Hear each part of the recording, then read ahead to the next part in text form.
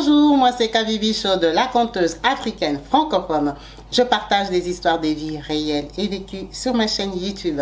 Si c'est la première fois que tu tombes par hasard sur une de mes vidéos, n'hésite pas à rejoindre la team Kabibi Show en t'abonnant et surtout en cliquant sur la cloche de notification pour être au courant des vidéos que je partage.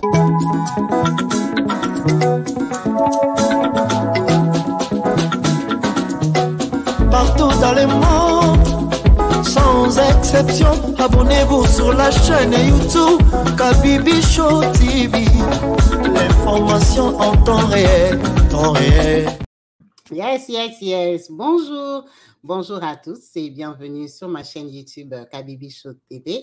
En chaleur, je suis heureuse de vous retrouver tous nombreux, connectés, branchés, actifs et présents sur ma chaîne. Comme vous savez, ici, on parle de nous, on parle des histoires de vie, on parle de son intimité parce qu'on veut un conseil, parce qu'on veut un encouragement, parce qu'on veut juste partager son expérience. Donc, n'hésitez pas à me contacter sur le numéro WhatsApp qui s'affiche au bas de la vidéo pour partager la vôtre. Ça sera avec plaisir qu'on va en parler, qu'on va débattre et qu'on va apprendre de vous. Merci à vous qui n'hésitez pas à commenter, à encourager justement toutes ces personnes qui se livrent à nous, qui nous parlent d'eux. C'est vraiment important que quand on partage son histoire, qu'on ait des avis différents de commentaires. Merci la team. Comme vous savez, on a une histoire aujourd'hui qui nous vient de Kinshasa et que particulièrement, ça me touche quand j'ai des histoires qui viennent d'Afrique parce que suivre des émissions YouTube en Afrique, ce n'est pas évident, surtout que là-bas, on doit acheter les mégas. C'est beaucoup plus cher qu'ici en Europe. Merci à vous tous qui me soutenez depuis l'Afrique, des différents pays. C'est toujours très touchant.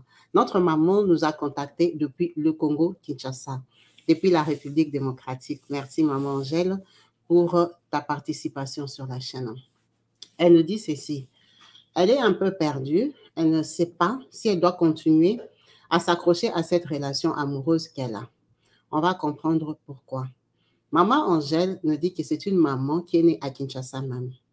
Elle est née des parents normaux, on va dire des parents moyens, qui vivaient à Yolo Nord. Donc, beaucoup des Kinois qui sont ici connaissent le quartier Yolo Nord. C'est un quartier moyen. C'est un quartier qui a même été construit, je crois, un peu par les colons. Il y a une partie qui est vraiment... vous voyez les styles des quartiers, là, les maisons qui jumelées, là, les maisons qui sont un peu pareilles, construites, quoi. Donc, elle est née là-bas. Elle a grandi là-bas. Elle a un grand frère. Son frère s'appelle Jeff. Son frère et elle, entre elle et son frère, il y a 2 personnes. Donc, on va dire à peu près 6 ans d'écart d'âge avec son grand frère. C'est vraiment son grand frère. Son grand frère, là, quand il grandissait, bon, il n'était pas très intelligent à l'école, mais c'était parmi les aînés et le papa était vraiment déterminé à ce que son fils réussisse, que son fils s'en sorte dans la vie, que son fils, quand même, il devienne quelqu'un. Donc, son papa investissait beaucoup dans son frère en termes d'instruction. En fait, son frère, il avait un répétiteur. Répétiteur, donc quelqu'un qui passe à la maison, venir lui faire les devoirs, réviser les cours et tout ça. Le répétiteur n'a été payé que pour son frère parce que vous savez, les répétiteurs africains, comme on les appelle, les messieurs qui viennent là, ils taxent par enfant. Donc, si c'est 10 $ par mois ou par semaine, si tu as 2 enfants, ça sera 20 $ ou vous pouvez négocier 17 $, 15 $. Donc, comme c'était son frère qui s'appelle Jeff, qui avait plus de besoins, celui qui n'était pas intelligent, le répétiteur venait que pour Jeff. Donc, dans toute la maison, il n'y avait que Jeff qui avait un répétiteur. C'est comme ça qu'ils ont évolué. Donc, quand elle est née et qu'elle grandissait, son frère avait un répétiteur. Son frère a évolué dans une bonne école et dans cette école-là, on l'a chassé parce qu'il avait tellement échoué que le papa a refusé qu'il répète des classes. Il devait passer comment on dit chez nous? Il devait quitter, il avait choisi scientifique. Maintenant, scientifique, à un moment, il faut choisir maths, physique ou biochimie. Donc, lui, ceux qui voulaient choisir la biochimie, on a refusé. Donc, quand il a terminé scientifique, à l'école, on a dit qu'il est trop bourrique. Ils veulent ni le faire passer en biochimie, ni en maths, physique. Donc, ils reprennent. Leur papa a refusé. Ce n'était pas lui qui avait refusé, mais c'était leur papa. Leur papa a dit, il ne va pas reprendre là-bas, il va lui changer d'école. Ça veut dire qu'on lui a changé d'école en 3e scientifique. On est parti l'inscrire dans une autre école où on a accepté de le prendre en maths physique. Pourquoi leur papa avait décidé ça? Parce qu'il avait décidé de lui acheter un ordinateur. Il a acheté un ordinateur, il a cherché encore beaucoup de profs et tout ça parce qu'il voulait que son fils vraiment ait un bac valable. Il se disait que ça va se débloquer. Il y a des gens qui grandissent comme ça, ils ne sont pas intelligents. Après, dans la vie, il change. Donc, quand on a acheté l'ordinateur à son frère, il était autour des 16-17 ans parce que lui, il avait repris des classes. Dans l'école dans laquelle il va là-bas, il va tomber, la nouvelle école, il va tomber sur un garçon qui s'appelle Ariston. Ariston, là, c'est un garçon qui vit chez ses parents aussi, mais les gens, des garçons courageux, culottés, là, hein? Ouais, les garçons qui font le sport, les garçons qui sont forts, hein? Un vrai garçon. Donc, comment il a connu Ariston, lui qui est un peu bleu? Parce que mon frère, c'était, comme il n'était pas intelligent, il avait un petit complexe. Donc, Ariston, quand il a appris que mon frère Jeff avait un ordinateur chez eux, Ariston s'est collé à mon frère. Ariston s'est fait intéressant. Pendant que Ariston, il n'était pas spécialement intelligent, mais c'était les gens des garçons terreurs. À l'école, le commandant en chef, vous voyez les garçons qui se mêlent un peu de tout, qui mettent la bouche dans tout, les garçons qui savent qu'il est fort, lui, il fait le sport. Voilà. Donc, quand il a appris que mon frère avait l'ordinateur, il s'est dit que mon frère est intelligent. Mais quand il a approché, avec le temps, 2-3 mois, il a compris que mon frère n'est pas intelligent. En fait, il a même des répétiteurs. À son âge, là, il y a des profs qui viennent, profs de ça, qui viennent, enseignants de ça et tout ça, qui viennent à la maison. Donc, Ariston commence à suivre Jeff pour l'ordinateur. C'est comme ça qu'il vient chez nous. On ferme la partie Ariston. Dans leur quartier, ils ont 2 voisins. Le voisin qu'elle connaît, Angèle connaît, depuis l'enfance, hein, depuis qu'ils habitent là-bas, à Yolo, là-bas, ils étaient propriétaires. Il s'appelle Adams. Adams, c'est un garçon seulement normal. Hein, ce n'est pas un garçon spécialement difficile. Mais quand ils ont commencé à grandir, vous voyez, les gens sortent leur caractère. Vers les 15, 16 ans, 17 ans, là, les Adams sont devenus propres. On suppose qu'ils ont commencé à avoir des copines, commencé à couper les barbes carrées, frémées, s'asseoir là. Ils commencent à faire chef de l'avenue, chef de la rue. Il faut savoir que Yolo Médical, Yolo Nord, ce sont des quartiers, comme je vous ai dit, c'est construit par les Belges. Donc, il y a des petites rues. Ce sont des rues que même 2 voitures ont du mal à se passer. Vous voyez un peu ces genres de rues-là. Ce sont des quartiers construits vraiment, il n'y a pas de verdure. La plupart du temps, il n'y a pas, vous voyez comme là où il y a le passage piéton. Généralement, en Afrique, comme il y a l'espace, on fait, il y a la grille avec le mur, il y a un petit espace, bon, qu'on ne va pas appeler peut-être passage piéton, mais les propriétaires des maisons peuvent planter la pelouse et tout ça. Après, parfois, on met des briques. Après, seulement, il y a la dalle là pour que l'eau passe. Non? Comment ça s'appelle encore? Il y a le mot m'échappe. Il y a la dalle. Après, il y a la route. Donc, vous voyez qu'entre une grille, un mur de parcelle normale, il peut avoir au moins 2,5 mètres avant d'être sur la route principale. Et maintenant, il y a la route, il y a les 2 sens, et puis de l'autre côté. Là, c'est une avenue normale, hein, une rue normale des quartiers. Donc, il y a quand même des passages piétons où les gens peuvent passer. Maintenant, à Yolo Médical, ce n'est pas vraiment comme ça. Yolo, là, c'est vraiment... pourquoi j'appelle ça Yolo Médical? Ah, moi aussi. À Yolo, là, il y a quoi ça? Il n'y a pas vraiment d'espace devant les murs. Devant les murs des personnes, des parcelles des personnes, il n'y a pas vraiment d'espace. Ces rues-là sont très étroites, sont très petites. Et maintenant, vous comprenez bien qu'il n'y a pas de verdure. Ça veut dire que c'est des quartiers où il fait très, très, très chaud. À moins que chacun dans sa parcelle ait un petit coin jardin. Mais les gens ont déjà bétonné parce qu'il y a l'eau et tout ça, ça dérange. Il y a beaucoup de béton à Kinshasa. Beaucoup de gens ont la bonne idée de mettre le ciment. Au lieu de faire les jardins, ils mettent, comme ils n'ont pas le temps d'entretenir ou ils n'ont pas les fleurs ou je ne sais pas quoi, ils bétonnent leur cour pour mettre les chaises, pour s'asseoir dehors. Parce qu'au Congo, Kinshasa, il fait chaud. Il fait très, très chaud là-bas. Donc, les gens ont tendance à rester dehors. Il y a même des gens qui dorment dehors, pas parce qu'on les a punis, mais parce qu'il fait chaud. Ils préfèrent rester dehors, comme ça, le petit vent du soir, là, ça lui fait du bien. Donc, Yolo, là, les gens se mettent sur la route. Le soir, comme ça, quand le soleil baisse un peu vers les 17h, 18h, là, qu'il y a un faux vent, là, comme ça, la chaleur qui sort et tout, les gens se mettent un peu sur la route pour prendre de l'air parce qu'il n'y a pas de jardin. Les garçons là, Adams, de leur quartier, qu'elle les connaît depuis qu'ils sont petits, sont devenus les garçons qui se mettent maintenant dans la rue. Hein? Vous voyez les garçons qui vous intimident là, vous avez grandi ensemble, mais ils ont eu des paquets, ils sont devenus plus grands de taille que vous les filles. Ils font un groupe de garçons, ils s'asseyent là dans le coin. Quand toi, la petite du quartier, tu passes, hey, petit, toi, tu pars où? La nuit comme ça, hey, Kabibi, tu pars où? Allez, rentre chez vous. Vous voyez, il y a des garçons comme ça qui font chef de quartier. Personne ne les a nommés. Toi, tu vas avec ton copain, il te laisse là-bas, il commence à menacer ton copain. Les Adams sont devenus ce genre de garçons-là, chefs des rues. Maintenant, elle, son frère Jeff, n'était pas chef des rues. Mais il connaît Adams et sa clique depuis qu'ils sont petits. Ils ont grandi ensemble. Mais ils se disent bonjour, bonjour, respect, parce que nous sommes des garçons de la même rue. Ce sont des longues rues, les gens se connaissent, les parents se connaissent. Maintenant, lui, à Ariston, le garçon, pardon, on laisse d'abord Ariston tranquille.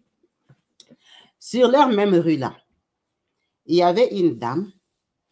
Bon, elle ne sait pas d'où vient cette dame-là, mais on suppose que la dame-là vient de Lubumbashi. Pourquoi on dit ça? Parce que cette dame-là, une de leurs voisines, hein, on venait de l'épouser. Elle a aménagé dans leur quartier. Il y a Yvonne. Il y a Yvonne et son mari, c'était un jeune couple. Quand ils ont aménagé, ils ont eu leurs 2 enfants. On a vu comment Yvonne était enceinte, comment Yvonne a accouché ses enfants. À un moment, on a vu un jeune garçon qui a aménagé. Et ce garçon-là venait de Lubumbashi. C'est pour ça qu'on soupçonne que Yvonne elle-même, c'est une fille de Lubumbashi. Le garçon-là, c'est l'enfant de sa sœur décédée. Ce garçon-là s'appelait Feli. Feli vient de Lubumbashi, il habite chez sa tante Yvonne. Quand Feli arrive, il a les 16-17 ans, comme son frère Jeff et comme Adams. Les garçons du quartier qui sont devenus chefs de la rue. Maintenant, quand Feli arrive, Adams et sa clique, les gens de leur avenue, décident que, en tout cas, c'est Adams qui a décidé que la tête de Feli ne lui plaît pas. Feli qui vient de Lubumbashi, là, sa tête ne lui plaît pas. Donc, Adams, on va dire, la rue, elle est là.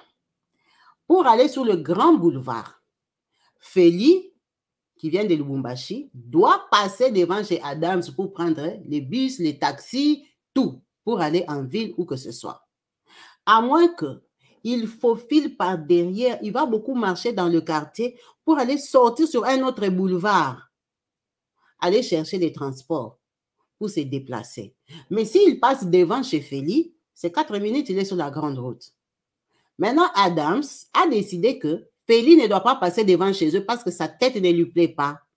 Il l'énerve. Or, sur la rue, la tante de Feli, donc Feli et Adams, leurs maisons sont du même côté, donc du côté droit. Et Jeff et sa sœur Angèle qui m'a appelé, ils sont du côté gauche, mais pour aller chez eux, eux aussi doivent passer devant hein, chez Adams. Donc, ils sont plus en diagonale avec Feli que Adams. Et deux, ils doivent passer devant, mais eux, ils sont de l'autre côté de la rue. Mais vous voyez bien que c'est des petites rues. Que tu sois à gauche ou que tu sois à droite, en tout cas, on te voit très bien. Adams a influencé les garçons du quartier, dire que Feli ne va pas faire partie de notre groupe. C'est un Yuma, c'est un Mougou, c'est un mouton. Il vient de Lubumbashi, c'est un villageois. D'ailleurs, ils ne savent pas parler lingala. Donc, ils ont décidé de coloniser Feli. Maintenant, Feli, il ne comprend pas les lingala. Il vient d'arriver à Kinshasa. Sa tante, c'est une jeune fille, enfin, une jeune femme qui est dans les quartiers. Elle les connaît, les Adams, ils lui disent bonjour, mais après, ce n'est pas leurs amis. Sa tante, elle est très jeune par rapport à la maman d'Angèle, par rapport à la maman d'Adam, c'est tout. C'est une jeune femme. Donc, elle n'est pas leur copine. Et puis, elle est un peu retirée. Vous voyez les gens aussi qui viennent des provinces, là, ils n'aiment pas trop se mélanger avec les gens parce qu'ils ont des préjugés. Les gens qui viennent de Lubumbashi, là, trouvent que les Kinois sont bêtes ou ils ne savent pas parler français ou ils sont comment. Donc, elle est un peu genre, elle est dans son coin, elle parle français avec ses enfants. Elle fait sa vie de jeune femme avec son mari, elle séduit son mari tous les jours. Donc, son petit frère, là où son neveu, a des problèmes dans les quartiers parce qu'on a déjà chassé devant la maison d'Adams. Tout ça, et il ne savait pas. Mais son grand frère Jeff, comme il est garçon du quartier, jeune garçon, il était au courant. Lui aussi, il rigolait. Quand il voyait, les Feli, là, c'est un Yuma, vraiment, les garçons de Lubumbashi. On a chassé de la rue. On a dit, il faut passer seulement à gauche. Donc, Feli, quand il sort, il doit regarder comme ça, au Kenge là, il doit vérifier si les Adams ne sont pas sur la route. Donc, Feli là, quand il rentre de l'école, piou, il se cache chez eux. Il ne va plus sortir, même s'il fait chaud comment. Comme les gens sortent pour se mettre sur la rue là-bas, les jeunes garçons passaient un peu les regarder aussi, calculer un peu les filles du quartier. Feli, on l'a déjà chassé de la rue par Adams. Donc, Feli va rester seulement chez eux. Si sa tante l'a fait l'erreur que Feli, on a même les visiteurs, va acheter la bière, maman. Feli va marcher dans l'autre sens de la rue. Il va taper les pieds, aller chercher les bars à Kalam. Il va changer de quartier parce qu'il a peur de traverser devant chez Adams, parce qu'Adams est déjà assis dehors là-bas avec ses copains. Ils vont les menacer. Son frère Jeff est au courant de ça. Maintenant, qu'est-ce qui s'est passé? Un jour, Ariston de l'école là, quoi ça, il vient voir qui ça? Son grand frère Jeff pour l'ordinateur. Quand maintenant ils font ça, Ariston c'est un Yankee déjà même à l'école, un mouton macasse, il est fort. Quand il sort comme ça, il voit, mon frère veut l'accompagner. Mon frère veut l'accompagner sur les grands boulevards pour aller prendre son taxi qui rentre. Or, quand ils sont sortis, lui et Feli, le garçon de Lubumbashi, sa tante l'avait envoyé.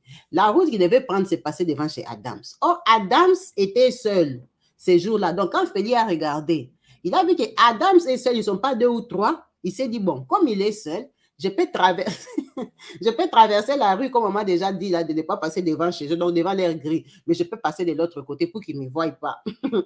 Donc, il s'est dit, comme il est seul, je peux traverser vite fait, je cours vite, je ne vais pas prendre le taxi. Maintenant, quand il sort, Adams voit que Feli a quand même traversé la rue. Hein? Il s'est mis de l'autre côté de la rue pour passer devant chez eux. Adam se fâche quand même. Toi, je t'avais dit quoi? Hein? Je ne veux pas te voir. Moi, je ne veux pas te voir. Je ne veux pas que, quand je suis devant ma grille comme ça, je vois ta silhouette. J'ai refusé, que ce soit à gauche ou à droite. Moi, je ne veux pas te voir. Maintenant, quand il dit ça à Feli, mon frère Jeff et Ariston sont derrière Feli. Ils sont en train de venir. Ils parlent de leur truc. Ils voient seulement que Adam est en train de menacer Feli. Oh, c'est comme ça que Ariston demande à mon frère, qu'est-ce qui se passe? Pourquoi il menace le garçon là? Il dit non, lui, ce sont les chefs du quartier. Ils ont déjà dit qu'il ne doit pas passer devant chez lui. Il dit, comment ça, il ne va pas passer? Lui, il a fait quoi? Oh, il n'a rien fait. Il vient de Lubumbashi. Il ne sait pas parler lingala. C'est un mouton. Ah! Donc, lui, quelqu'un comme ça, un mouton, il ne doit pas... Mais attends, ça, c'est sa rue ou quoi? C'est comme ça qu'il appelle, hey, Master. Hein? Il appelle mon pote. Qu'est-ce qui se passe? Tu menaces hein?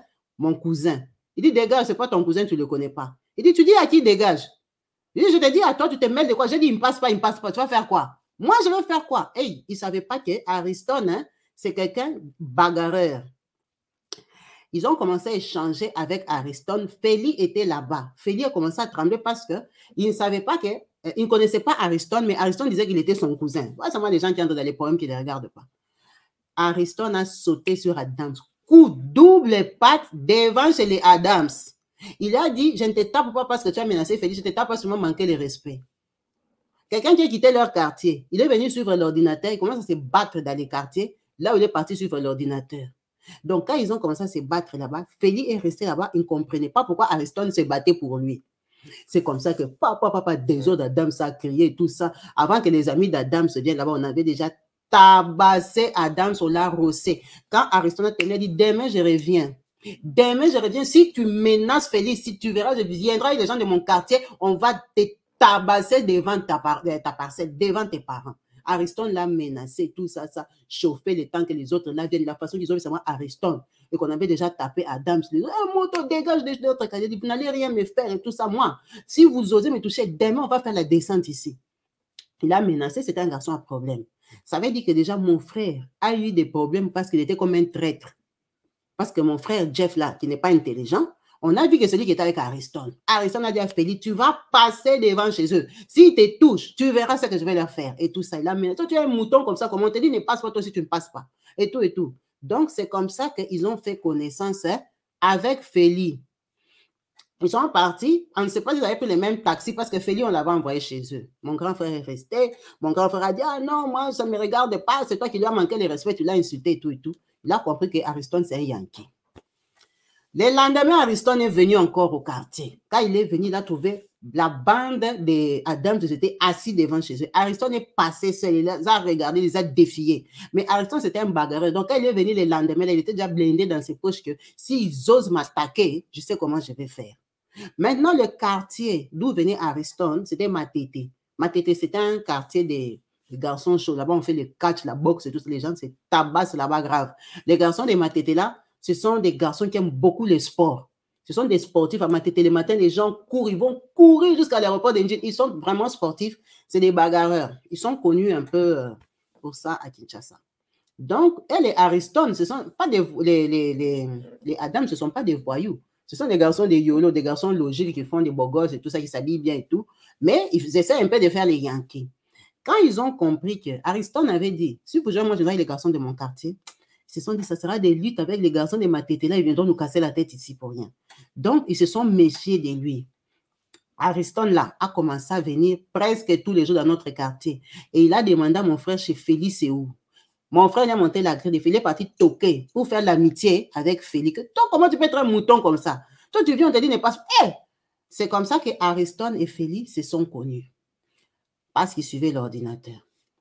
Le temps est passé, ils ont grandi, ils ont fini leur bac, ils sont devenus de grandes personnes. Ariston est devenu un peu connaissance de Félix et de mon grand frère, parce que même après, quand ils ont eu leur baccalauréat, ils ont continué les études, quoi. Ils ont comme ça se fréquenté. Tout le monde a un peu grandi, on va dire 4 ans se sont passés.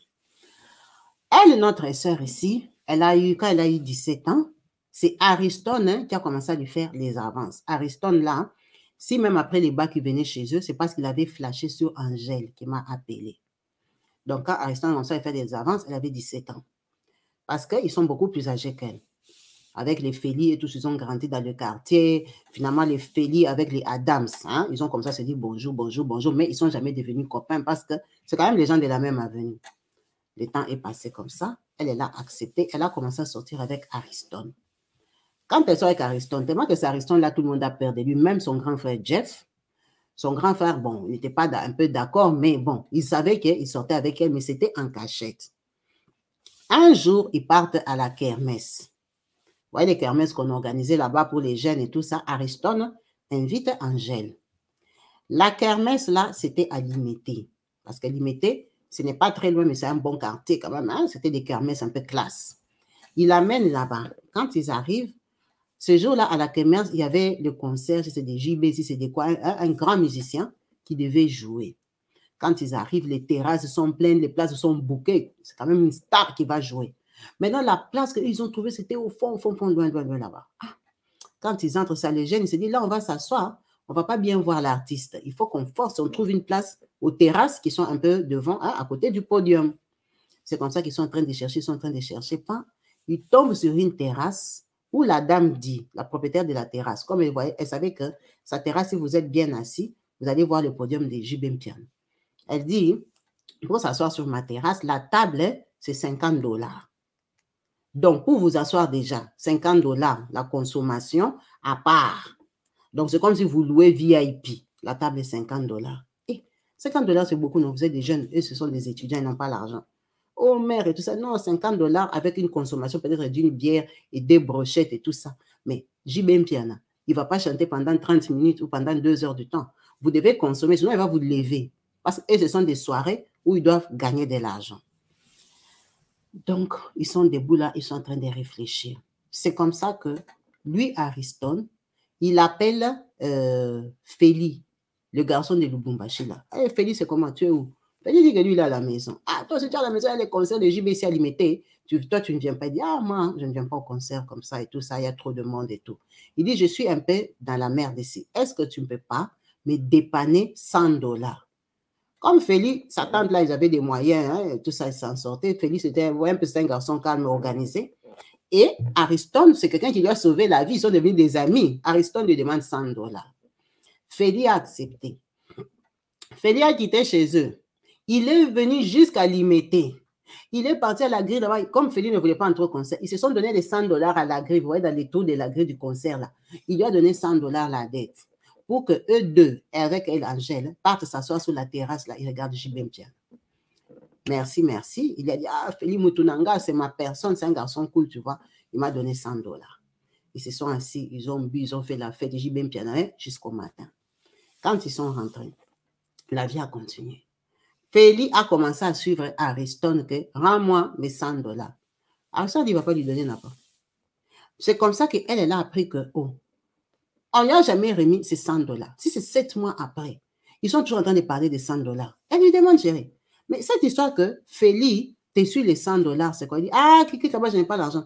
J'ai autre chose à faire, je vais lui donner. Et tout ça. Maintenant, Félix était mécontent. Comme il savait qu'il sortait avec Angèle, il dit, ah, mais c'est comment ton gars et tout ça? Il dit, et moi, vos histoires de garçons, il ne faut pas me faire entrer dedans. Mais je vais quand même lui en parler. Il dit, non, mais ce n'est pas correct. Moi, c'était mon argent, c'est des courses, c'est de quoi que je lui avais donné parce que je lui faisais confiance. Il dit à ton mec de me rendre mes 100 $. C'est comme ça qu'Ariston, là, lui rend 10 $. Il dit qu'il va lui donner les restes après. Mais les 10 $, là, c'est au moins 7 mois après déjà qu'on lui donne que 10 $. Maintenant, Félix, à la base, lui-même, il a aussi peur d'Ariston. Depuis qu'il était petit. Ariston, même s'il a grandi, il fait des études ou quoi que ce soit, il a toujours garçon de ma tête. Il fait toujours beaucoup de sport. Il est violent. Il n'est pas peureux. Bon, c'est pas un bandit, mais c'est un Yankee. Donc, Félix demande son argent, mais avec le respect. Il a peur d'Ariston. Ariston ne l'a pas payé. Il dit, Kabi, imagine qu'on est resté comme ça. Il n'a jamais payé, il avait remis que 10 $. Moi-même, je sais qu'il avait dit que 10 $. Donc, Félix était un peu mécontent. Bon, pas un peu, mais il était vraiment mécontent. Ça fait comme un froid. Il a commencé à nous bouder parce qu'on ne lui a pas donné son argent. Mais il ne peut pas aller critiquer Ariston parce qu'Ariston est problématique. Elle est tombée enceinte. Ariston lui a fait couper les études, en fait. On l'a engrossée. Elle a accouché à 18 ans. Ses parents étaient fâchés, mais on connaissait Ariston, il venait à la maison. Ariston n'a pas nié la grossesse. Ils sont venus avec ses parents, ils ont reconnu. Ils ont dit, ils ne vont pas la prendre, qu'elle reste chez eux et tout et tout. Elle est devenue comme genre la fiancée d'Ariston. Elle a accouché de son fils Kevin. Quand elle accouche de Kevin, Ariston termine les études. Ariston a son graduat et tout ça. Il commence à se battre dans la vie. La vie vraiment ne donne pas. C'est comme ça que dans la famille d'Ariston, il a un oncle ou un grand frère là qui est en Belgique qui dit qu'il va l'aider à venir en Europe. Ariston a fini, il a fait 3 ans à Kinshasa. Elle était toujours chez ses parents, il n'avait pas l'argent. Elle ne pouvait pas quitter Yolo, où elle a grandi, pour aller habiter à Matete chez les Ariston. Ce n'était pas possible. Mais ils venaient, ils étaient en bonne relation, les fiancés corrects que tout le monde connaît. Ariston part en Belgique.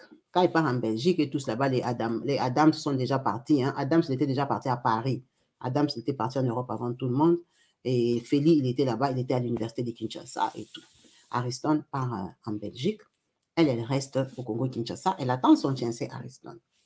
Quand il arrive là-bas, à un moment, Ariston a coupé les contacts. Ah, elle dit, tu es resté avec l'enfant. L'enfant a déjà peut-être les 5 ans. C'est quand même quelqu'un avec qui je le connais déjà depuis que j'avais peut-être les 13-14 ans. C'était l'ami de mon grand frère. Et maintenant, je commence à sortir avec lui à 17 ans. Après, j'accouche avec lui. Quand il part, j'ai peut-être 24-25 ans. Tu vois, je le connais depuis très longtemps. Ça veut dire que pour moi, je le compte comme mon mari.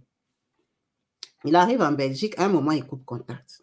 Mais il lui disait qu'il n'avait pas de papiers, c'est autre chose ici, patati patata.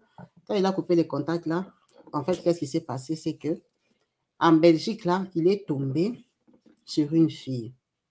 Sur une fille camerounaise, mais elle est Aoussa. Je sais qu'elle m'a dit, je ne sais pas si au Cameroun il y a des Aoussa, mais elle a dit, la fille là, c'est une Aoussa, c'est une musulmane, mais ils sont du Cameroun. Donc, quand il tombe sur cette fille-là, et tous ils habitent à Anvers, il fait un enfant avec la fille camerounaise. Donc, il est en couple avec elle. La fille, là, elle a les papiers où elle est belge, où elle est quoi, là. En tout cas, il a coupé contact avec elle presque 3 ans. Pendant les 3 ans-là, elle ne savait pas si elle devait continuer sa vie, si elle devait chercher notre fiancé, si elle devait faire quoi que ce soit. Elle était à Kinshasa, elle ne faisait rien. Elle a commencé à vendre dans une boutique de luxe à Victoire. Victoire, ce n'est pas loin des Yolo. Hein. Il y a des gens, des particuliers qui ouvrent des belles boutiques. C'est vraiment un coin commercial. Elle a commencé à vendre dans une boutique de luxe et tout ça. Bon, c'est débrouillé, comme elle avait l'enfant, mais elle habitait toujours chez eux. Après 3 ans, Ariston réapparaît. Il vient réapparaître et tout ça, contact. Il dit non. Il a maintenant les papiers. Il est en train de se préparer pour venir à Kinshasa. OK. Elle est très contente, ça lui fait un peu de la fierté. Il lui envoie un peu des habits. Il commence à envoyer l'argent et tout ça. Ah, ça veut dire que la relation a reprise. Ariston vient au Congo-Kinshasa. Il la cherche, ils échangent et tout ça. Il lui explique que l'Europe, c'est autre chose. Il lui dit la vérité. Comme je suis là, j'ai un enfant avec une Camerounaise et une Aoussa. On a un enfant, on a une fille. Elle et Ariston, ils avaient un garçon, Kevin. j'ai une fille et tout ça. Elle est un peu fâchée. Tu m'avais abandonné, je ne t'avais pas abandonné, chérie. C'était la stratégie, je cherchais les papiers et tout et tout. La fille, elle est bien, elle n'a pas de problème, elle a sa famille et tout ça. Là-bas, elle est bien intégrée en Belgique. Mais t'as la caca, il faut que je me marie avec une fille de chez nous. Je ne peux pas rester avec une Camerounaise toute la vie. Elle parle anglais et tout et tout. Non. Moi, il me faut une Congolaise. De toute façon, tu dois venir en Europe avec Kevin. Ça veut dire qu'elle reprend vraiment avec Ariston, mais elle est consciente qu'en Belgique, il a une compagne. Ariston part et tout ça. Quand maintenant Ariston fait peut-être 2 ans, il commence à être prêt pour la faire venir. Il dit qu'il va commencer un commerce, un business. Il veut venir vendre les voitures. Apparemment, là-bas, en Belgique, il a l'occasion d'acheter les voitures à moins cher ou comment. Là-bas, il avait une connexion. Il peut venir vendre ça à qui? C'est bien, c'est le courage des garçons. Elle est contente. Ariston vient le premier tour. Il est venu avec 2 voitures. Il a vendu ses voitures, ils sont restés, ils ont staffé, il a donné l'argent et tout et tout. Elle est tombée enceinte d'Ariston. Comme elle savait déjà que bientôt, l'Europe. Cette fille, quand elle accouche, quand elle est enceinte, Ariston repart en Europe. Ariston est très consciencieux, il dit que, en tout cas, maintenant, on doit organiser ton départ et tout. Il dit, on va organiser son voyage parce qu'elle est enceinte. Il doit faire vite. Ariston se convient avec ses parents que, comme il est parti là-bas, s'il a l'occasion de la faire monter, il va la faire monter avec dot ou sans dot. Les parents sont d'accord depuis qu'on l'avait engrossé là-bas 17 ans. Ils sont déjà fatigués. Elle est enceinte, elle aura un 2e enfant. Donc, viens prendre tes charges. Si tu vas l'épouser même dans 20 ans, ce n'est pas grave. On le connaît depuis l'enfance, on lui fait confiance. Ariston reste comme ça. Quand il part, elle est enceinte de peut-être 2-3 mois. Il lui dit qu'il viendra la chercher vers les 6 mois. Il a une connexion. Ariston dit qu'il vient avec des voitures. Quand il va vendre des voitures, là, c'est l'argent là qu'il va payer pour la faire monter avec bébé Kevin, avec son fils Kevin. Qu'est-ce qui se passe en Belgique? Ariston a acheté des voitures avec des, comment on dit, des bilocos, les choses qu'on vend d'occasion, là, les choses que les gens ramassent, les micro-ondes, les fer à repasser. Vous voyez toutes les conneries qu'en Europe, les gens se débarrassent de ça. Il y a des gens qui prennent ça, ils mettent dans des conteneurs, dans leur voiture qu'ils vont aller vendre en Afrique. Ils mettent ça dedans pour aller vendre ça même à des petits prix, 5 euros, 3 euros, 10 euros. Hein, ils partent vendre en Afrique n'importe quoi, là, des choses utilisées de deuxième main pour avoir un peu d'argent, pour récupérer l'argent qu'ils ont payé pour le fret de la voiture, l'argent de conteneurs et tout ça. Ça dépend toujours. C'est un business que les gens font.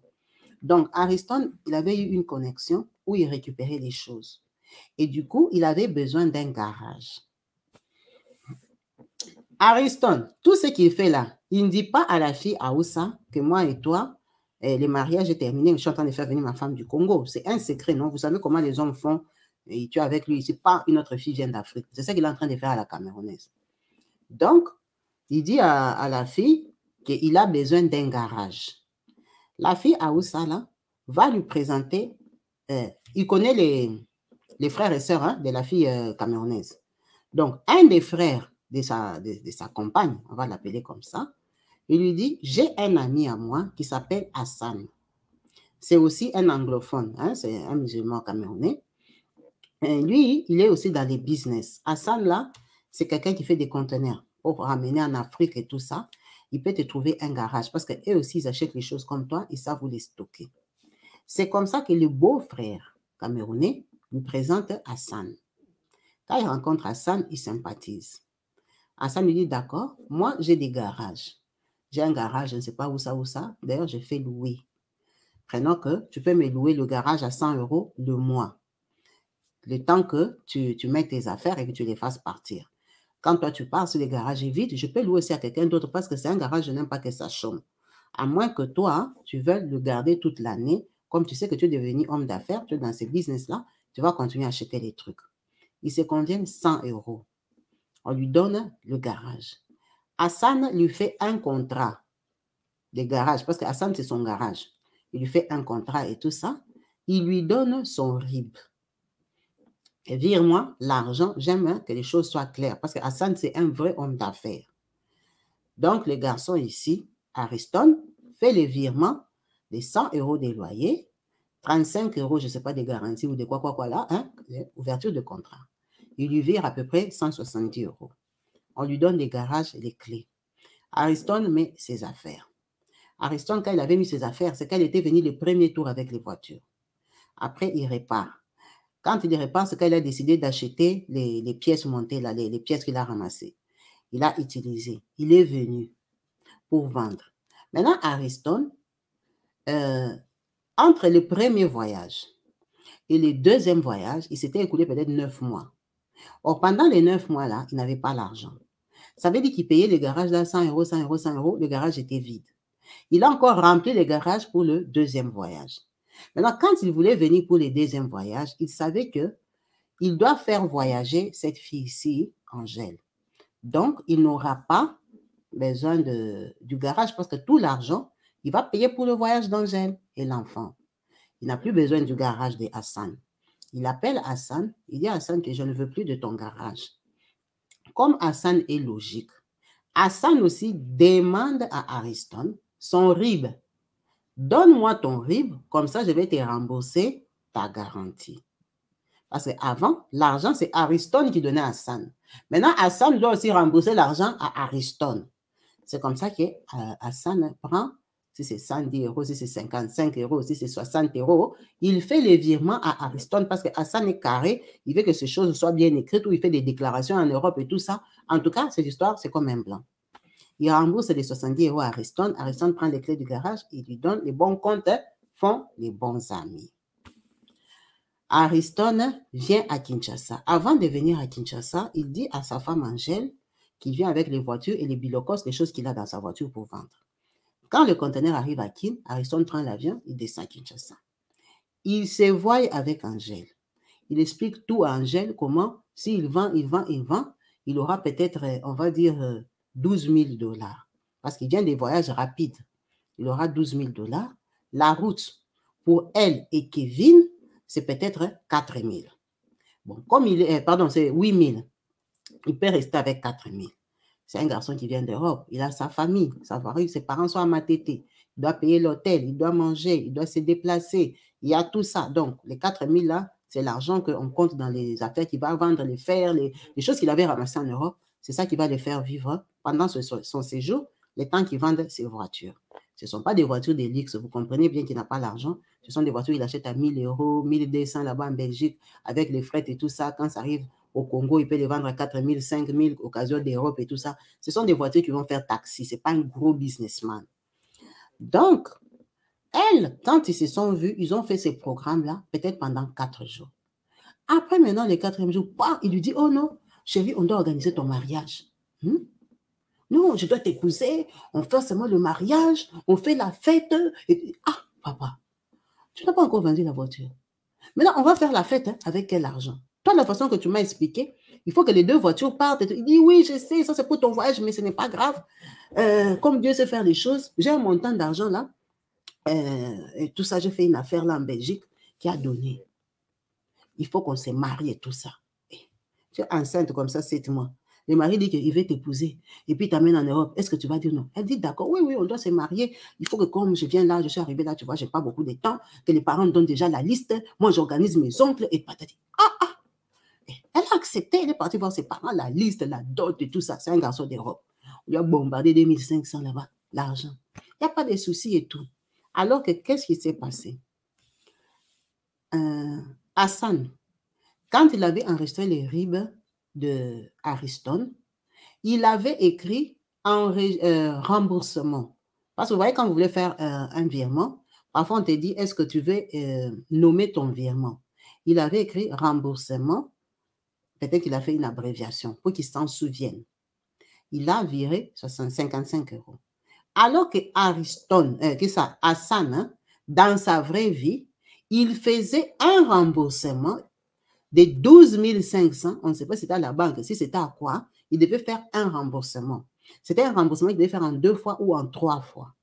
Donc, quand il part dans son compte, il tombe sur son... Comme il a déjà enregistré avec les RIB, enregistrement, remboursement, il a cliqué sur ces remboursements-là, alors que les remboursements, c'est Ariston. Il s'est trompé des destinataires des remboursements. Hassan a viré 12 500 à Ariston. Il s'est trompé parce que les 2 comptes sont enregistrés dans son compte. Vous comprenez, non? Quand tu as l'habitude de faire des remboursements, peut-être d'une dette ou je ne sais pas quoi, tu as déjà enregistré les RIB. Maintenant, tous les mois, tu passes seulement, tu cliques sur ton truc là de remboursement. La banque va te demander seulement le montant. Et toi, le montant, tu tapes 2000 euros, 1500 euros, 300 euros, tu cliques. Si tu as l'argent dans ton compte, ça fait tic-tic. L'argent part directement sur ce compte-là. Donc, il y a des gens qui font un virement instantané. Mais lui, il a fait le virement normal. Mais le virement normal, si tu peux envoyer aujourd'hui, ça arrive demain. Donc, il a fait les remboursements, c'était à Ariston. Donc, Ariston, il est au Congo. Quand on lui fait ces remboursements-là, il se rend compte, quand il entre dans son compte, dans son téléphone, il voit qu'il a 12 500 euros qui viennent de Hassan. Il comprend bien que Hassan ne lui doit pas 12 500. Qu'est-ce qu'il fait? Il vire les 12 500 sur son compte d'épargne. Quand il vire ça sur son compte d'épargne, il prend son compte d'épargne, l'argent qui est dans son compte d'épargne, il vire sur son compte de Kinshasa. Ce sont ses comptes. Il se vire son argent. Le compte de Kinshasa. Ça veut dire que l'argent sort de la Belgique. Ça fait 2-3 jours, ça arrive à Kinshasa. C'est comme ça que quand il a vu les 12 500, directement, il dit à la fille ici que je vais t'épouser. Ce n'est pas son argent, ce n'était pas prévu. Tout ça, elle ne sait pas. Maintenant, quand Hassan reste en Europe, il ne sait pas qu'il s'est trompé. Hassan, c'est quand maintenant les gens à qui ils doivent payer lui écrivent un courrier que Hassan, on ne comprend pas. C'est moi ici, la date de virement est dépassée, tu n'as pas viré. Hassan dit non, je vous ai viré votre argent, j'ai les preuves. Hassan va dans son compte. Quand il regarde, il fait oh yeah, j'ai viré l'argent à Ariston. Hassan leur fait la capture de crédit, excusez-moi et tout ça, je me suis trompé de destinataire. Même avec ma banque peut prouver que j'avais viré les 12 500, mais je me suis trompé de destinataire. Donc, je vais recontacter la personne, récupérer mon argent pour vous virer l'argent. C'est comme ça que Hassan cherche Ariston. Sa compagne qui est en Belgique lui dit que non, le papa de mon enfant est au Congo. Il était parti faire les affaires. Il faut l'appeler parce qu'il me doit de l'argent. Ariston est au Congo, il n'a pas le numéro de Belgique, donc on ne peut pas les joindre. Mais la maman de son enfant, la Camerounaise, c'est son gars. Elle a le numéro de Kinshasa. C'est comme ça qu'elle appelle Ariston. Ariston, tu es où? Toi, tu as pris l'argent d'Hassan. Hassan t'a viré 12 500 par erreur. Essaye de revirer l'argent à Hassan. Il lui a passé Hassan au téléphone. Bonjour mon frère, ça va? Ah oui, je sais, tu en as pris, c'est chaud. Hein? Profite, mon frère. Si tu fais attention dans ton compte, tu verras que je t'ai viré de l'argent. Je me suis trompé, tout ça. Il dit, oh, moi je suis au Congo, je ne peux pas avoir accès à mon compte. Il dit, non, je sais, mais si tu pars sur Internet, non, tu sais comment on fait. Sa femme camerounaise dit, mais non, Ariston sait se connecter. Qu'est-ce que tu parles? De quoi tu parles? Ariston, c'est un homme d'affaires. Ariston sait se connecter. Même au Congo, il s'est allé sur Google, sur le compte, il s'est entré, voir son compte. Il sait se connecter, il sait faire les virements. Ariston fait les virements tous les jours. On lui dit, oui, mon frère, essaye un peu de me... Oh, moi, je suis au Congo, c'est compliqué. On va voir ça quand je reviens en Belgique. C'est comme ça qu'elle apprend qu'il y a une histoire d'argent. Parce qu'elle ne comprend pas. Elle lui demande, c'est quoi? Elle dit, ah, Yumawana. Il dit, le mouton, là, il s'est trompé de compte. Maintenant, il veut me casser la tête. Elle dit, chérie, qui? Quoi? Explique-moi. C'est comme si tu dis, ah, c'est un con, là, un Camerounais, là, dit, oh, monsieur, là, j'ai nourri leur sœur, non? Elle dit, tu nourris qui? Il dit, mais la fille là, non, la maman de mon enfant là, c'est ça, si c'est ses cousins, si c'est quoi, ce sont des Camerounais là, des Aoussa là et tout ça, on a me cassé la tête. Moi, je lui avais demandé son argent. Il dit, quel argent? Il dit, le garçon là, je le connais. Je le connais, on avait fait une transaction là, un business là. Maintenant, il a payé l'argent, hein? Il s'est trompé des comptes et tout ça, son argent est venu dans mon compte, il veut me casser la tête que moi, je lui rembourse l'argent. Il dit, eh. Donc, il t'a viré combien? Il dit, ça, ce n'est pas grave, on fait nos histoires. Moi-même, je sais, quand je vais rentrer en Belgique, hein, je vais régler ça. Elle ne savait ni les montants, ni la vraie histoire était comment. Mais elle était briefée qu'il y avait un problème d'argent en Belgique. On l'a épousée à Kinshasa. Hein? On l'a épousée. 12 500 qui te tombent sur la tête comme ça. On a fait la dot. Il a payé les 2500. À sa dot, il y avait comment on dit, les fûts de bière. Là. Il y a les grands fûts là, de bralima. Les gens ont bu. Ariston l'a honoré. Ayolo là-bas dans leur quartier, comme on le connaît depuis longtemps. Il avait tapé les Adams et tout ça, il continuait à venir dans le quartier. Les gens le connaissaient. Il a épousé la fille ici, donc, waouh, elle était vraiment honorée. Maintenant, il fallait les démarches pour partir en Europe. Ils sont partis faire les démarches. Malheureusement pour elle, la personne là n'a pas donné de suite. Donc, l'argent des 2 voitures, porté disparu. Donc, à part le mariage qu'ils avaient fait, qui lui avait pris presque 4 à 5 000 euros, Ariston a arrangé chez eux, là où chez eux, à Matete là-bas, chez ses parents. Il a donné l'argent à ses parents et tout ça parce qu'il ne voulait pas des jalousies, que tout l'argent Dieu posait la fille là. Il a fait des dépenses parce que ce n'était pas l'argent prévu. Lui, il savait qu'il a ses voitures. Quand il a vendu ses voitures, il a donné l'argent à la personne pour le business de sa femme et son enfant. Le temps qu'il rentre en Belgique, la femme a même accouché à Kinshasa, le business n'a pas donné. Maintenant, quand il est rentré en Belgique, il arrive là-bas, Hassan apprend qu'il arrive parce que Hassan est sur le dos de sa femme. Okay? Quand ton gars vient, il doit me rembourser mon argent. Donc, la femme, la camionneuse, dit à Hassan qu'il est là. Il commence à chercher Ariston. Ariston commence à fouiller. Quand maintenant Hassan cherche Ariston dit qu'il n'a pas son argent. Il dit, mais comment tu n'as pas mon argent? J'étais vieux. Il a dit, lui, il n'a pas l'argent. Il dit, ok, Hassan, moi, de toute façon, je ne t'avais pas demandé ton argent. Moi, j'ai des problèmes à la banque. J'étais à découvert. C'est la banque qui a bloqué ton argent. Moi, je n'ai pas ton argent. En fait, Ariston, il a commencé à dribbler Hassan. Hassan et Ariston se sont battus à Anvers. Comme Ariston est problématique là, ils s'étaient rencontrés dans un bar. Hassan est venu le suivre que Ariston, arrête de jouer à ton malin et tout ça. Aucune banque ne peut dire que toi, tu as la dette de, excusez-moi, toi, tu as la dette de 12 000 euros à la banque et ton compte est ouvert normal, toi, tu fais des affaires. Ne joue pas avec moi, rends-moi mon argent. Il a commencé à suivre Ariston. Ariston, dans les bars, là, ils se sont disputés. Il a fait des moines à Matete. Il a tapé Hassan. En tout cas, on ne sait pas s'il a tapé, mais il y a eu échange de coups. Les gens les ont séparés. Vous êtes des adultes, arrêtez. Hassan s'est fâché. Ariston aussi s'est fâché. Quand Ariston se fâche, ça lui crée les problèmes avec la fille camerounaise. Ariston, il sait qu'il vient de se marier au Congo-Kinshasa. Il fait quoi? Il profite pour fuir la fille camerounaise. Là, il cherche sa maison. Ah, tu ne me protèges pas, je suis ton mari. Tu rentres du côté de tes frères camerounais. Tu m'exposes, tu n'es pas une femme, tout ça, tout ça. Il profite alors qu'il vient de se marier avec Angèle à Kinshasa. Il sait qu'Angèle doit venir. Tout ça, là, Angèle, on lui fait les démarches. Ariston a profité, il a fui. Il a pris sa maison. La fille a commencé à pleurer. Non, j'avais dit seulement qu'elle paye la dette. Est-ce que ça s'est fait? Ses grands frères sont les amis de Hassan et le Congolais, là, et tout ça. On va chercher les New Jack. Pardon. En Belgique, on va les taper parce que tout le monde connaît les voyous de la Belgique. Donc, ils vont faire taper Ariston.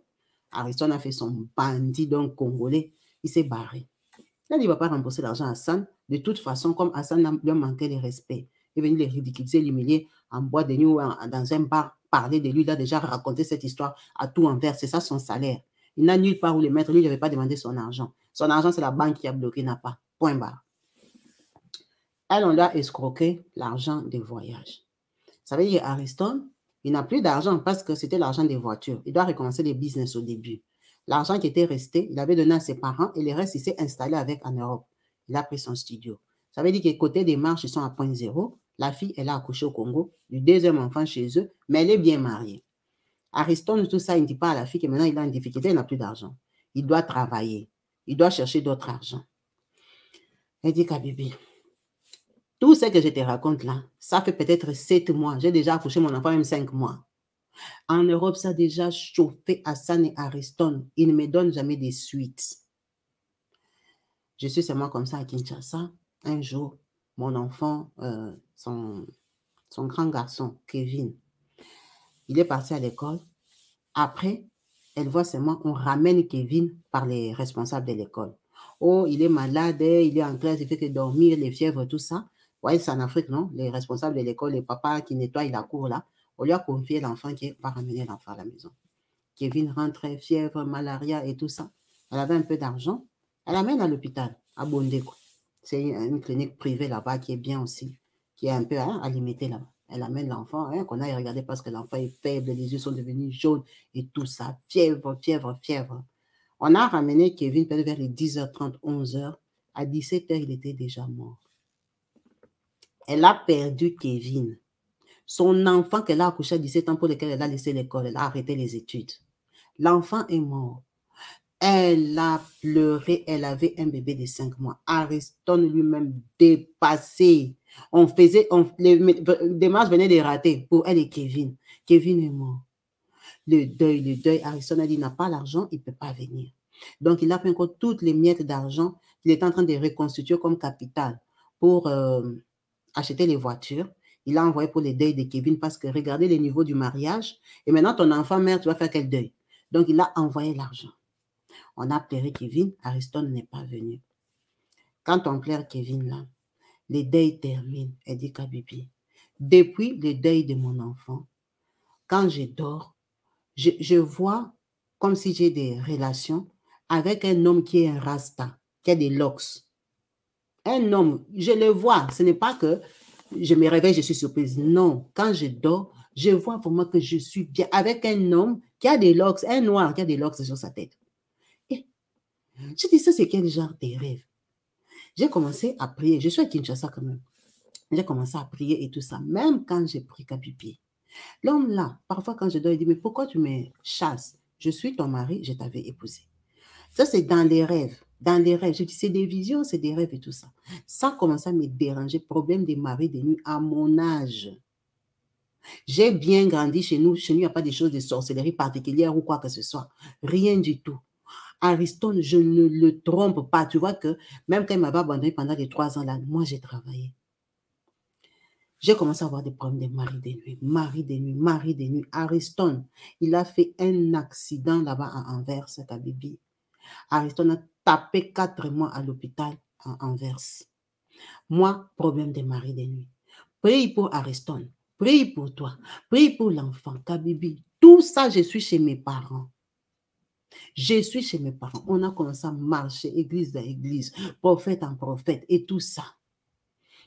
Quand on a fait comme ça, on allait tomber dans une église où le prophète me dit que oui, effectivement, moi, je suis mariée à un homme qui a des locks, qui est un rasta. Moi, je dis non, Ariston n'a pas des locks. Et puis Ariston, il me connaît depuis que je suis petite.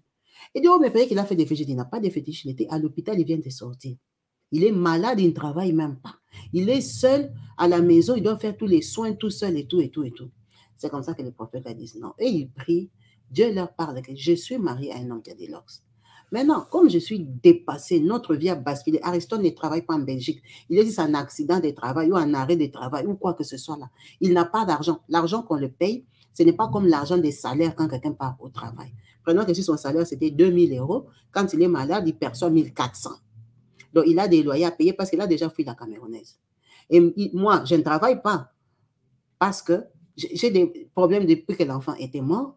Il y a eu l'accident de Ariston, il y a eu mes problèmes de mari de nuit. J'avais arrêté le travail à Kinshasa.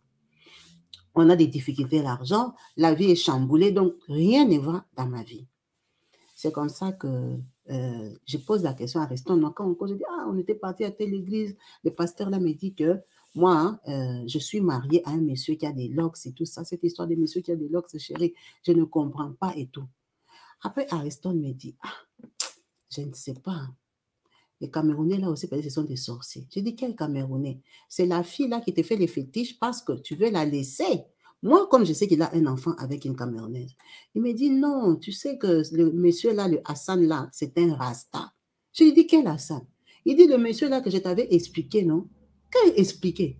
Oh, quand j'étais à Kinshasa, tu ne vois pas le garçon là qui me dérangeait là, que je lui remette son argent. C'est un rasta. C'est quelqu'un, c'est pas un rasta qui a des longs cheveux, mais vous voyez les gens qui ont les coiffes là, qui coupent, ils font des petits rastas, hein, un peu genre là. Ils tournent un peu. C'est pas que rasta a des longs cheveux. Mais elle, quand elle dort, elle voit qu'il y a des longs cheveux rasta. Il dit, c'est un rasta, il a des petites locks comme ça, mais il ne correspond pas trop à celui que toi tu expliques, mais lui, c'est un rasta. Elle dit, ton histoire, c'est quoi? C'est quand il lui explique avec détail qu'il avait pris les 12 500, qu'il n'a jamais remis. Là, quand ils sont en train de parler, ils sont à 1 an et demi qu'il a pris les 12 500, hein, qu'il n'a jamais remis. Ils ont déjà perdu l'enfant et tout ça, lui-même, il a fait l'accident, il est sorti de l'hôpital. Ils ont déjà plus de 1 an et demi qu'il ne lui a pas remis son argent. Il dit, peut-être, hein, c'est lui qui est en train de te déranger. C'est quand il lui pose la question, donc toi, tu m'as épousé avec l'argent volé. Avec l'argent de Hassan. Oh, mais Zaki Mbongo, non, c'était l'argent, c'est dans mon compte. Est-ce que l'argent à voir, est-ce que l'argent, quand on a l'argent comme ça, l'argent c'est que toi tu es pour Kabibi, toi tu es pour Jean-Luc. Non, l'argent ne sait pas, l'argent c'est qu'il est l'argent. L'argent peut être dans n'importe quel compte, dans n'importe quel, mais l'argent c'est l'argent. Comment tu peux me dire que je t'ai posé avec son argent? L'argent qui sort de la banque, c'est l'argent de Hassan. Il dit non, mais la provenance, la source de l'argent. C'est pour ça que dans mes rêves, il dit qu'il m'a épousé. Comment lui il sait que tu m'as épousé avec son argent? Je dis, moi, je ne sais pas. Moi-même, en Belgique, hein, personne ne sait que je t'ai épousé. Parce que moi, je voulais faire le coup que quand j'étais déjà épousée, dans nos familles, c'est réglo. Quand tu arrives en Belgique, directement, on commence notre vie en tant que ma femme. Moi, je n'ai jamais dit en Belgique que j'étais épousée à qui que ce soit. Personne n'est au courant. Kabibi, c'est comme ça que j'apprends que l'argent qu'on m'a épousé avec, c'est l'argent volé. C'est l'argent que quelqu'un déclare, c'est l'argent que quelqu'un suit tous les jours. Je prends maintenant tous les sujets là, je pars donner ça dans mon église. Je te dis que depuis qu'on priait pour moi, on est en train d'aller sur 9 mois, Kabibi, je fais toujours les mêmes cauchemars. Toujours les mêmes rêves. Tous les soirs, en tout cas presque tous les soirs, je suis en couple avec ces messieurs-là. L'argent qu'il doit rembourser, c'est 12 500. C'est beaucoup d'argent. Lui-même, Ariston, là-bas en Belgique, il n'arrive pas à mettre l'argent ensemble. Maintenant, Ariston, pour s'en sortir, il fait quoi? Il s'est tapé une autre Congolaise avec qui il sort. Comment? Je ne sais pas s'il m'a fui. Ariston m'a déjà épousé ici. En ce moment que je te parle, il sort avec une fille qui est divorcée, qui a ses 2 enfants. Cette fille-là, elle est infirmière, elle gagne bien sa vie. Il sort avec elle. Je ne sais pas si la fille sait qu'il est marié à moi ou elle s'en fout. Parce qu'il y a des filles aussi, même quand elles savent, elles s'en foutent. Elle s'en fout, elle sait qu'il est avec, elle est avec le garçon. Donc, il vit avec cette fille-là. Je ne sais pas si c'est la même stratégie qu'il a utilisée avec la Camerounaise pour mettre un peu d'argent à côté ou c'est l'amour vrai. Et tout ça, je l'ai déjà surpris et tout ça. La fille là m'a déjà parlé au téléphone. Je lui ai dit que je suis la maman de son enfant. Mais moi, l'enfant que j'ai, c'est un petit enfant. Elle s'est dit que c'est quand les garçons vont à Kinshasa, là, dans les aventures, qu'il a engrossé une fille. Alors que moi, je suis sa copine depuis que j'ai 17 ans. Donc, la fille là, en Europe, elle me défie, elle me parle mal, elle laisse-le, et patati patata. Elle joue à la femme d'Ariston. Ça fait 9 mois qu'il vit avec cette fille-là. Maintenant, moi, ici au Congo, Kinshasa, Kabibi, j'ai toujours ce problème-là. J'ai toujours ce problème-là. Le Hassan, là, moi, je ne le connais pas. Je n'ai pas ses coordonnées, je n'ai même pas les coordonnées de la fille camerounaise. Maintenant, lui, il m'appelle, hein, on cause de temps en temps pour l'enfant et tout ça. Il me dit, il faut rester calme, moi, je sais ce que j'ai fait. Pourquoi quand la fille là t'appelle, tu réponds? Pourquoi tu dois comme ça lui donner beaucoup d'explications sur notre vie? Notre vie, c'est notre vie et tout ça. Tu n'as pas besoin, il faut grandir et tout ça. Moi, je me bats pour que tu viennes ici et tout ça. Maintenant, il se bat pour que moi, je vienne dans les bras d'une autre femme ou comment? La fille là, c'est une Congolaise. Elle peut se taper un enfant. Donc, notre sœur est très perturbée. Elle est dépassée parce que, en fait, elle est restée avec ce problème-là des maris de nuit à cause de Ariston qui a volé l'argent de Hassan. Bon, Hassan n'a pas dit que c'est lui. Mais c'est eux deux, après réflexion de leur comportement, de leur malhonnêteté, qui se disent que peut-être c'est Hassan. Mais il n'y a aucune preuve que ce soit Hassan. Officiellement, Hassan ne lui a pas dit que moi je t'envoûte. Hassan l'a laissé seulement comme ça, ils sont en verse, chacun vit dans son coin. Il n'a jamais remis les 12 500 à Hassan. Il n'a jamais remis. Hassan, bien sûr qu'il connaît la maman de son enfant, il est homme d'affaires, il a continué ses affaires, il est toujours ami avec les grands frères de son ex, la Camerounaise. En tout cas, ils vivent en verse, ce n'est pas très grand, ils vivent leur vie, chacun passe sa route. Il ne lui a pas remis son argent, il a fait le Yankee, la vie a continué. Elle me dit qu'Abibi, c'est ça mon histoire. Je suis mariée à Ariston. Ariston, c'est l'homme de ma vie depuis mon enfance. Ariston, c'est le papa de mon enfant que j'ai ici dans la maison. Je suis chez mes parents. Ariston m'a épousée, il m'a honorée. Maintenant, c'est à moi de rembourser les 12 500. C'est à moi de chercher les Hassan là, lui dire qu'il me laisse tranquille. C'est à moi de faire quoi? Ariston sort avec une Congolaise en Belgique. Elle dit, ma vie, je suis dépassée, Kabibi. J'ai déjà repris le travail, mais dans une autre boîte. Elle travaille dans un autre magasin. C'est moi là-bas à Victoire, comme elle est connue là-bas, elle a trouvé un autre magasin. Mais c'est un magasin genre supermarché. Ça n'a rien à voir avec ce qu'elle avait avant, donc elle est caissière. Elle travaille là-bas, elle ne manque pas ses $100, c'est tout ça, pour elle et son enfant. Elle est toujours chez eux. Elle a partagé cette histoire pour avoir une idée. Pour avoir une idée de comment elle peut se débarrasser de ça, parce que les pasteurs lui disent que c'est sa conscience. Sa conscience lui reproche parce qu'elle est consciente qu'ils n'ont pas remis cet argent-là. Il faut qu'elle enlève ça de sa tête pour que Dieu la délivre. Mais on n'a rien remis. On n'a rien remis. Comment? Je ne sais pas si le monsieur-là m'a condamné. Je ne sais pas s'il a mangé mon enfant. Je ne sais pas s'il a fait quoi. On a eu des attaques, des attaques, des attaques. Ça s'est stoppé parce que j'ai pris. Mais moi, j'ai pris. Jusqu'aujourd'hui, je te dis, j'ai les maris des nuits. Ce n'est pas tous les jours. Mais en tout cas, chaque semaine. Je ne sais pas ça sera quel jour. Et ce qui est scandaleux est que Kabibi, dans le rêve là, je me sens trop bien avec lui. Trop bien avec lui. Après, je me réveille le matin, je commence à pleurer. Je sursaute et tout ça. Je vais vivre comme ça jusqu'à quand? Les pasteurs me disent que c'est dans ma tête, comme j'ai déjà accepté ça, comme je crois tellement en ça, comme dans ma tête, je suis consciente qu'on n'a pas remis l'argent. Je me dis qu'aussi longtemps qu'on n'a pas remis l'argent, je serai comme ça. Donc, l'effort doit venir déjà de moi et ils ont déjà prié, ils ont déjà délivré, ils ont déjà fait tout ce qu'il fallait. En tout cas, il n'y a pas de problème, c'est moi qui dois faire l'effort. C'est l'histoire d'Angèle. Merci, maman Angèle, pour ton partage.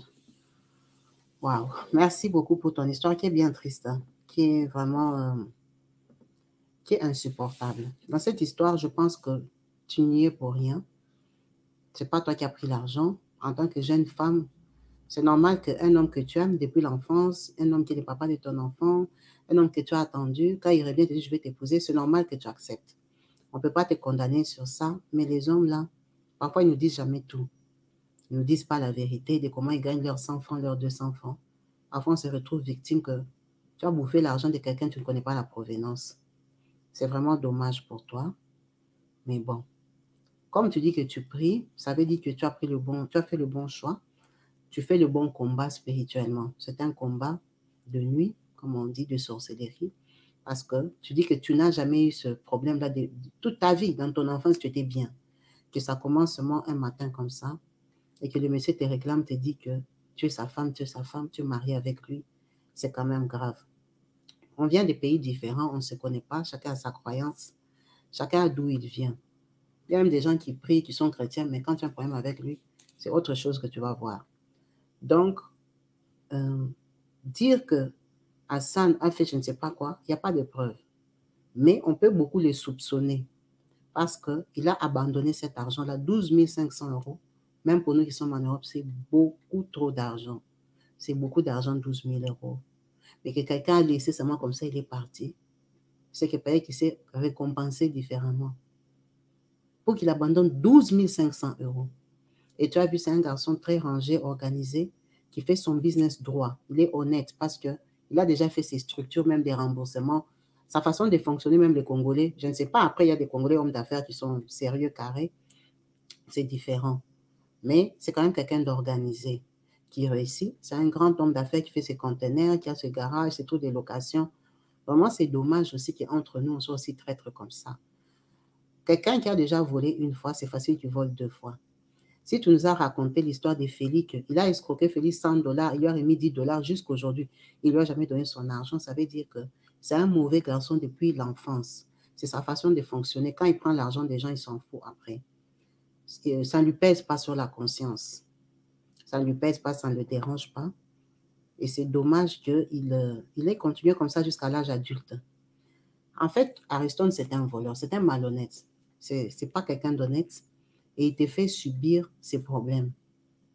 Il te fait subir ses problèmes. On va laisser à la team te conseiller parce que je manque même les mots, je ne sais pas ce que je peux te dire parce que ce problème, tu l'as. Tu l'as sur toi en ce moment. Tu vis ça, cette réalité-là. Tu l'as, tu es fatigué.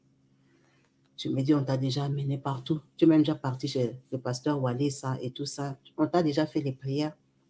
Tout le monde te dit que soit il faut rembourser l'argent, soit mais c'est 12 500 €. Je crois que si tu avais 12 500 €, toi déjà, tu vas te battre pour venir en Europe. Là où tu travailles, tu gagnes peut-être 180 $ par mois. Tu n'as pas beaucoup d'argent toi-même. Tu es chez tes parents jusqu'à aujourd'hui. Tu as recommencé à élever un autre enfant. Perdre déjà un enfant pour des bêtises comme ça, si on va attribuer cette mort-là à Hassan, c'est vraiment douloureux. Ça fait très mal. Merci beaucoup, maman Angèle, pour ton partage, pour ta confiance. Merci. Je sais que ton histoire est dramatique. Elle fait mal, elle t'inquiète. On verra ce que les gens de la team vont te conseiller, ce qu'ils vont te dire, comment tu peux faire, comment ils peuvent te conseiller. Merci beaucoup, Yaya. Merci beaucoup. Merci à vous tous qui allez regarder cette vidéo jusqu'à la fin, en espérant que vous n'allez pas hésiter à commenter au bas de la vidéo à parler à notre jeune sœur, à l'encourager, à la soutenir, à lui donner des recommandations, des idées. Si elle doit chercher à ça, si elle doit demander pardon, si elle doit faire un arrangement direct avec lui, si elle doit faire comment. Je ne sais même pas ce qu'on peut lui dire pour sa situation, mais elle est consciente que sa vie, elle n'est plus en paix. Déjà, elle n'est plus en paix parce qu'elle est déçue par Ariston qui vit avec une autre femme en Belgique. Mais après, c'est un peu dans les habitudes d'Ariston. Elle a déjà eu à supporter ça 3 ans quand il était avec la Camerounaise. C'est sa vie. Merci à vous tous. Je vous dis à la prochaine. Restez branchés, connectés sur ma chaîne YouTube Kabibi Show TV. Peace and love chez vous. Bye.